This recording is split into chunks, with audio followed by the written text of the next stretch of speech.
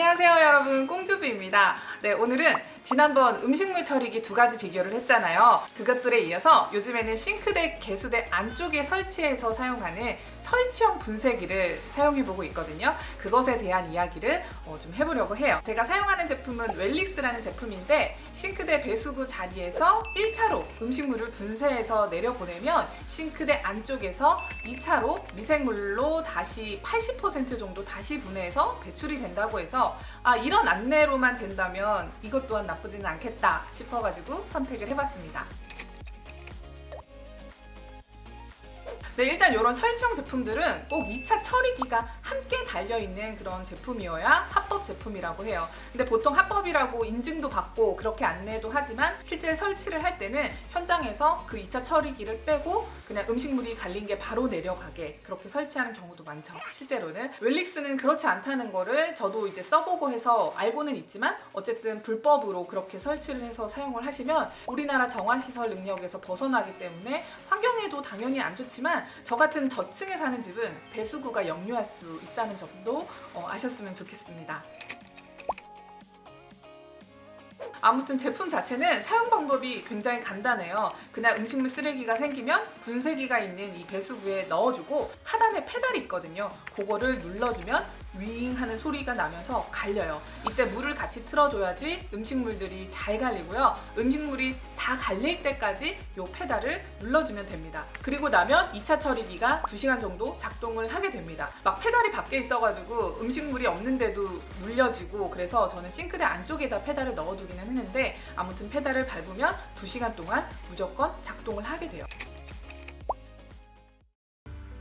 네, 일단 장점은 보이는 그대로 그냥 딱 상상만 해봐도 우리가 음식물 쓰레기 생길 때마다 집에서 그냥 바로 물로 헹궈내면서 쓱쓱 분쇄해서 없애버릴 수 있다는 거는 생각만 해도 굉장히 편하잖아요. 근데 이게 엄청난 장점에 생각지도 못했던 그런 단점들이 플러스가 되는 것과 또 이게 과연 정말 괜찮은 걸까? 이런 생각이 계속 들더라고요. 일단 여러분 이 제품을 고려해야 할 때 유의해야 할 점은 소음이에요. 첫 번째 소음은 음식물 자체를 분쇄할 때 나는 그 소음이 싱크대가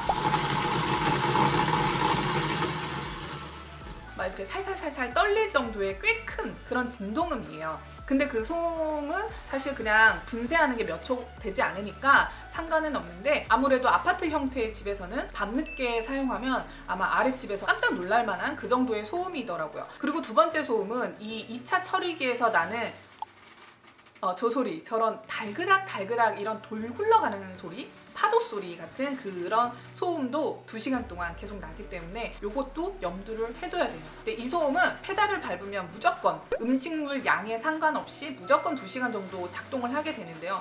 이 2차 처리기 안에 세라믹 볼 그게 있어서 이것들이 음식물을 섞어주는 과정에서 나는 소리래요. 이 소리도 생각보다 꽤 큰 편인데 그래도 싱크대 안쪽에 있기도 하고 점점 익숙해져서 그런지 불쾌한 소음으로 느껴지지는 않았지만 그래도 소리가 작은 편은 아니다. 2시간 동안 계속 지속된다 라는 점은 꼭 생각을 해봐야 돼요. 이런 문제 때문에 음식물 쓰레기가 조금씩 생길 때마다 그때마다 분쇄를 하는 게 아니고 그 분쇄통에 음식물을 모아놓거나 아니면 음수통에 따로 모아놨다가 한 번에 갈아줘야 되는데 근데 현실적으로 분쇄통에다가 음식물을 계속 넣어놓으면 당연히 위생상 좋지도 않을 뿐더러 물도 잘 안 내려가기 때문에 음수통에 따로 모아놨다가 한 번에 그냥 갈아서 버려야 돼요.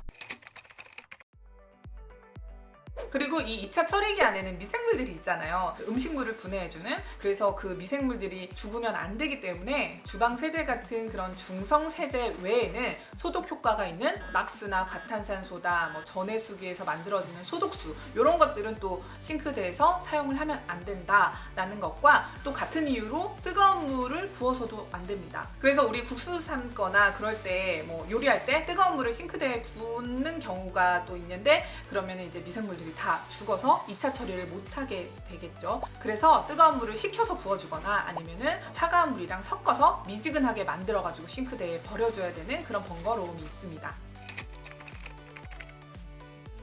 세 번째는 이거는 제 개인적인 생각인데요. 이게 한 번에 2차 처리기가 2시간 동안 분해할 수 있는 양이 500g에서 1kg 그 사이 정도래요. 근데 저희 남편이 이 사실을 모르고 냉장고에 있던 그 오래된 것들하고 이것저것 한 번에 굉장히 많은 음식물들을 분쇄해서 버렸는데, 그렇다고 특별히 2차 처리기가 뭐 알림을 해주거나 그런 건 아니었다고 하더라고요. 또 제가 시금치를 삶고 나서 깜빡하고 이제 뜨거운 물을 거기에다 싱크대에서 이제 버리게 되는데, 그렇다고 사용하는데 달라지는 건 아니더라고요. 2시간이라는 시간이 설정이 된 것을 보면 분명히 분해할 수 있는 양이 정해져 있는 거고, 또 뜨거운 물을 부었을 때는 살아있는 이 미생물 양이 분명히 많이 줄었을 텐데 전혀 그런 것에 대한 알림이 없었습니다. 그래서 이게 정화 처리 문제, 환경 문제로 인해서 이 2차 처리기가 있는 건데, 실제로는 이게 진짜 미생물이 살아있는지 죽었는지 알 길이 없고 사용하는 데는 달라지는 점이 없으니까 합법 제품이라 할지라도 왠지 좀 찜찜해지는 그런 느낌이 있더라고요. 근데 요즘에 하도 음식물 분쇄기가 뭐 합법이다 아니다 이렇게 명확하지 않은 말도 많고 뉴스에도 나오고,